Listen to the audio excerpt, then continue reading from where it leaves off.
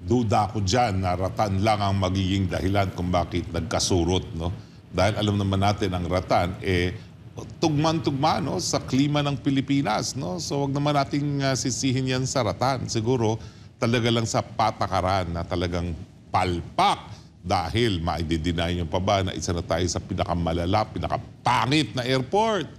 Kaya nga mabuti na lang ewan ko ba, yung debate kung dapat palitan ang pangalan ng airport o hindi. Kung ako, kamag-anak ni Ninoy Aquino, tututol na rin ako.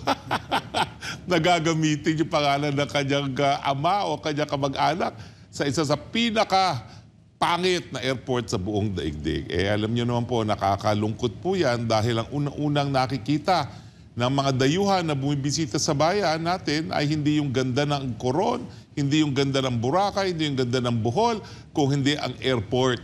At habang ganyan ang airport natin, talagang dagok sa atin yan, black eye yan sa